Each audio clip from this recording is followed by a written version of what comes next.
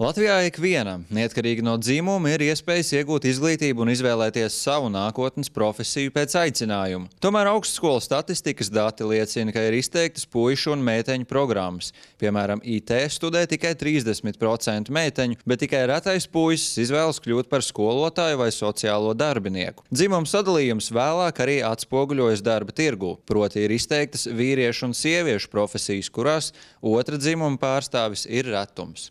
Jautājums, kas ir tās puišu profesijas? Ja mēs skatāmies sabiedrības aptauju, jā, tad sievietēm jāved skaistuma kopšanas saloni, jāstrādā bērndārzā, savukārt vīriešiem jāved celtniecības uzņēmumi vai vēl kaut kas tam līdzīgs. Bet mēs taču zinām, ka viss mainās. Ja?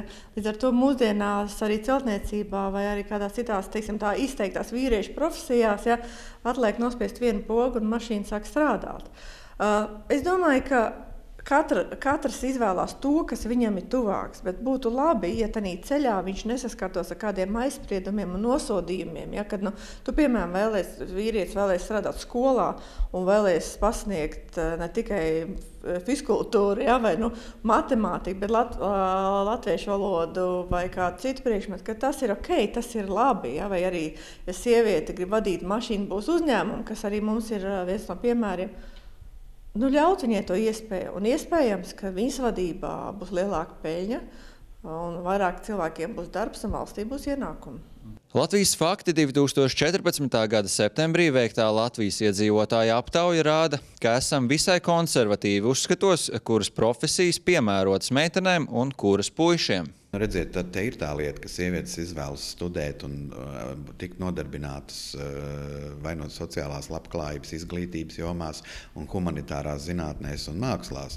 Un tur ir vairāk par 80% sieviešu, savukārt eksaktajās zinātnēs, dabas zinātnēs un inženierzinātnēs, savukārt šī proporcija ir gandrīz apgriezta, tikai 30% studējošo ir sievietes. Līdz ar to arī darba tirgū atspoguļojās šī lieta, kad tās profesijas, kuras arī ir vairāk apmaksātas, visticamāk, ka ieņem vīrieši. Un tādēļ tas uzsvars, kas būtu liekams, ir uz šo segregācijas mazināšanu gan izglītībā, gan izvēloties tās profesijas, kur varbūt zinām aizspriedumi vai stereotipu varā šīs profesijas izvēlas studēt atkarībā no tā, kāds ir sabiedrībā valdošais priekšstats par to, vai tā ir vīrišķīga vai sievišķīga profesija. Meitenes IT nozarē ir retums. To pierāda arī sociālā tīkla draugiem.lv komandas sastāvs. Portāla programmētāju vidū 10 gadu laikā ir tikai viena programmētāja – Juta Brice. Kāpēc tieši šāda profesijas izvēle? Es varētu droši teikt, ka netīšām tā sanāca, jo tad, kad es to profesiju izvēlējos, tad man īstenībā pat datora lāgā nebija un es vienkārši ienācu ar TU un izdomāju, ka es iešu uz datoristiem. Es sev tādu izsapņoju, tādu tieši darbu, kā es gribētu darīt. Es nezināju, ka tāds ir.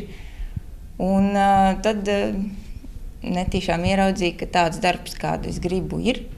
Proti programmēt smukas krāsainas projektiņus, kurus pats pēc tam var klikšķināt un priecāties. Un jā, izrādās tieši tādu darbu var te dabūt. Kāpēc tomēr tās meitenes tik maz iet uz IT, kā tev šķiet? Es nezinu, varbūt viņām bērnībā viņas biedē ar tabulām. Ja tu neķemēs princesēm acis, tad atnāks tabula un tev kaut ko slikti izdarīs. Ja mēs paskatāmies vēsturē, teiksim, pirms gadiem 20, cik mēs zinājām puišus pavārus vai puišus frizierus. Tagad ir pārsvarā puiši ir pavāri un ļoti daudz puiši ir frizieri. Tā kā es domāju, tas mainīsies ar laiku, jo tā ir nākotnes profesija. Nevar būt tā, ka nākotnes profesijā strādā tikai vīrieši. Pēc kā vispār vajadzētu varbūt studentiem vadīties, kad viņi grib atrast to savu īsto profesiju? Noteikti vajadzētu pa priekšu iepazīt šo te profesiju, jo bieži vien liekas, programmētājs tas, kurš sēž pie datora, ja, bet patiesībā tā ir matemātika, tās ir zināšanas, tā ir rūpība. Priekš noteikti vajadzētu iepazīties ar to savu profesiju, un tās iespējas ir dažādas. Ir ēnu dienas, ir vienkārši atvērto durvdienas uzņēmumos iepazīties ar to, ko tā profesija reāli nozīmē, jo bieži vien mums liekas, ka tas ir kaut kas pavisam cits. Un otrs ir pats galvenais profesijas vai studiju izvēlē ir jāstudē un jāmācās tas, kas cilvēkam patīk. Nevis tas, kas ir populārs, vai tas, kas ir vieglāks, vai tas, kas ir Esmu dzirdējis, dažkārt studenti izvēlās studijas, ja tās vienkārši ir tuvāk mājām. Ja arī jāstudē to, ko gribās, un nevis to, ko spiež mamma, vai nevis to, ko uzspiež sabiedrība. Ja ir stereotipi, jāiet pa ekonomistu, strādāt bankā, tad tev būs liela nauda, vai jāiet pa juristu, tad būs advokāts un miljonārs. Ja? Tā tas dzīvē nenotiek. Ja tu nestrādās to, kas tev reāli patīk, attiecīgi arī padodās, tad nekas nebūs. Tāpēc studiju izvēle noteikti ir jāstudē tas, kas patīk, bet, protams, ne tas vieglākais. Un inženierzinātnes tā ir nākotne, jo tehnika ir mums visapkārt un būs vēl vairāk un būs nepieciešama gan programmētāji, gan inženieri. Nākotnē ļoti daudz katrā gandrīz uzņēmumā, katrā kas tiek radīts jauns, ir vajadzīgs programmētājs vai inženieris.